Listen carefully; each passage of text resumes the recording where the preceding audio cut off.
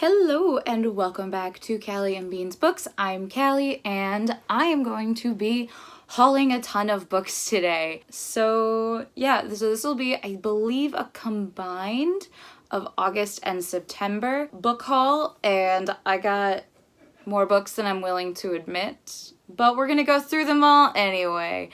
September was my birthday month. So my birthday was at the very beginning of September, so I'm going to use that as an excuse as to why I got so many books. To start off in August, I got 2 books from Book of the Month. I picked The Unraveling of Cassidy Holmes by Alyssa R. Sloan. This was recommended for people who really like Daisy Jones and the Six, and I really like Daisy Jones and the Six. And I got an add-on in August. I got The Sundown Motel by Simone St. James. Sarah really liked this book, so she told me to give it a shot, and I wanted to add it on anyway. So, because it's getting to be spooky season, I need spooky books. I actually only ordered 1 book off of Amazon in the past 2 months, and that was The Darkest Magic by Morgan Rhodes. This is the second book in the spin-off series of Falling Kingdoms by Morgan Rhodes, which I plan on starting to read after I finish the actual Falling Kingdom series. So I wanted to pick this up, and I could not find it anywhere in any store, or it was a hot mess trying to find this stupid book. So I saw it on Amazon for really cheap, so I nabbed it because I didn't know when I was ever going to see it again. Next, I have a couple of books that I found at half price. So I found this Book of the Month edition of These Witches Don't Burn by Isabel Sterling. It's supposed to be a modern day sapphic witchy story, and that sounds amazing. Next, I found a paperback edition of The Starless Sea, which I love this cover a lot more than I like the hardcover. So I picked this up. This is Erin Morgenstern's second novel. It's supposed to be about a boy in college who is in a library and then finds a book telling his life story, and then he falls into this rabbit hole of libraries, and it's supposed to be a love letter to readers, and I've just heard really good things about this, and I did enjoy The Night Circus, so I picked this up. I found Love Letters to the Lost by Bridget Kemmer. I have been slowly collecting her books ever since I fell in love with A Curse So Dark and Lonely, because I know she did start off with contemporaries, and I think this was the last one that I needed, and I found this edition, and it's a really pretty one. I don't know if it's a special edition or not. It's not. We're good. Because there's like a bunch of different hardcovers of this one that are different coloring, and I didn't know if this was a different edition.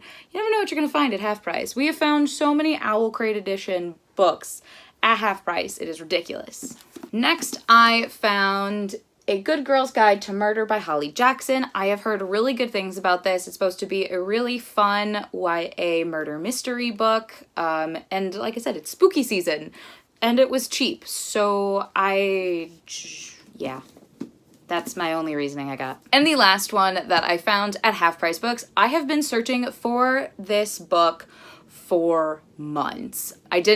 They were no longer selling it at Barnes & Noble, and it is the Barnes & Noble edition. So every time I'm at half price, Sarah and Brittany look at me like I'm insane because I'm checking the dust jacket for this edition, because it is the Barnes & Noble exclusive Kingdom of Ash edition with the beautiful Charlie Bowater art dust jacket. So now my entire Throne of Glass collection is complete. I have all of the minis, I have all of the hardcovers, and now I have the Charlie Bowater edition, because I think the edition I ended up pre-ordering back when I did pre-order Kingdom of Ash was, I want to say, the Books A Million edition, because that was the closest bookstore to me, and they were able to let me pick it up the day of. So I got that edition, which is fine. It's a fine edition, but this one comes with Charlie Bowater art, and I learned, because David found it when I brought this book home, it has pages of, like, photocopied of Sarah J. Maas's notebook from when she was drafting this book, which I've read through a couple of times, and they're amazing, and it just adds so much more depth to this story that I already am in love with. So, and then I'm just gonna go into the rest of the books that I got. Those were just the special ones. So I ended up picking As the Shadow Rises by Katie Rose Poole. This is the sequel to There Will Come a Darkness, which I plan on picking up soon. This one was on sale, so I ended up grabbing it. Next, I picked up Clap When You Land by Elizabeth Acevedo. I've heard nothing but amazing things. I read her book With the Fire on High and loved it. This one is in verse, and I'm really excited to dive into it. The next book I picked up is Unpregnant by Jenny Hendricks and Ted Kaplan. Another book I've just heard nothing but amazing things, and I know that HBO is making a movie out of this, so really intrigued to jump into this book. I know it intrigued me when it was coming out last year, and I just never had a chance to pick it up. I found it on sale, so I picked it up. The next book that I ended up getting was Set Fire to the Gods by Sarah Rosh and Kristen Simmons. I really love Sarah Rosh. I've only read her one duology, These Rebel Waves, but I love her personality. I follow her on all of her social medias, and she is just a firecracker. So I wanted to pick up this book. It's a gladiator-style, Hunger Games-esque arena kind of thing. It sounded amazing, and it sounded like everything I could have ever wanted. Next, I picked up Cracked Up to Be by Courtney Summers. This is another standalone book by the same author who wrote Sadie. It's even in the same style. I really liked Sadie. I thought it was very powerful and a unique story, so I'm really hoping that this will be similar. So the next book that I picked up has a story to it. That is The Rise of Kyoshi by F.C. Yee with Avatar co-creator Michael Dante DiMartino. So I had never watched Avatar before. It was a little young for me when I was growing up, and I just never had any interest in it. So when it dropped on Netflix, David made me watch it, and I fell in love with it. And then I found out there were Kyoshi books, and I needed them. However, every single Amazon, BarnesandNoble.com, all of the .coms were out of it until one day Sarah and I were just roaming around the Barnes & Noble by my parents' house. I saw it and I was like, I need this. I don't know when I'm ever going to see it again, so it's mine now.